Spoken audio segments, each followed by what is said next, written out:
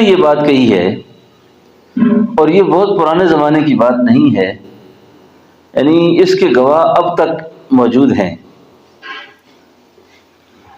کہ ایک خاتون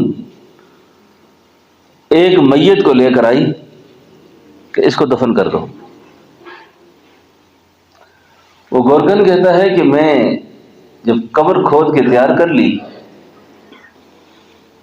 میں جب دفن کرنے لگا تو میری عجیب کیفیت ہو گئی کہ وہ قبر جو ہے باغ بن گئی،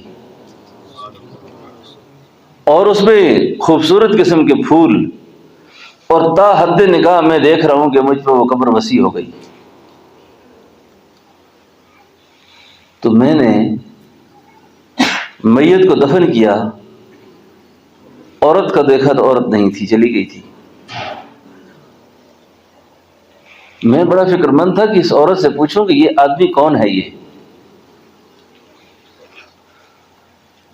یہ کون ہے، یہ کیا تعارف ہے اس کا، کہ میں نے خود اپنی آنکھوں سے دیکھا کہ اس کی قبر کو اللہ نے اتنا وسیع کر دیا، اور اس کے اندر اللہ کی رحمت کا نزول ہو رہا ہے، اور اس کی قبر جنت کا باغ بن رہی ہے۔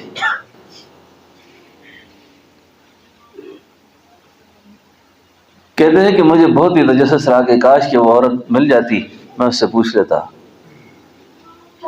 لیکن میں سمجھتا تھا کہ یہ قبر کسی بہت بڑے اللہ والے کی ہے۔ کچھ عرصے بعد میں نے دیکھا وہ خاتون ایک اور میت لے کر آئی، اس کا مجھے تعارف کروایا، کہ اس نے کہا میں اس کی قبر تو تیار کرتا ہوں، پہلے مجھے اس کا تعارف کروا کہ یہ ہے کون ہے یہ بندہ، اور یہ کون ہے۔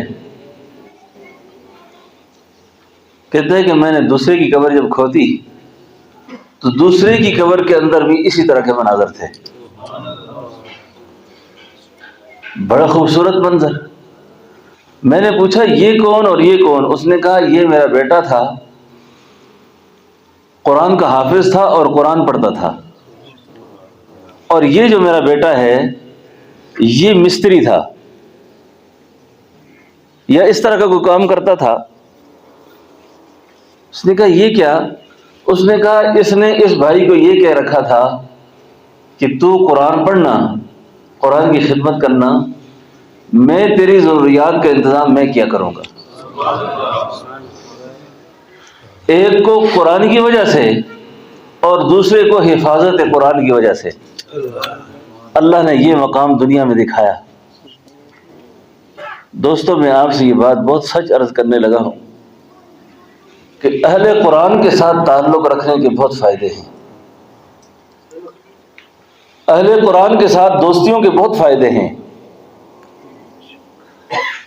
جب میں اور آپ نہیں ہوں گے نا تو کسی حافظ قرآن کے ساتھ، کسی عالم دین کے ساتھ ہم نے محبت اور شفقت کا معاملہ رکھا ہوگا تو وہ یقیناً اپنی دعاؤں میں ہمیں یاد رکھیں گے۔ تو قرآن کا یہ اعجاز ہے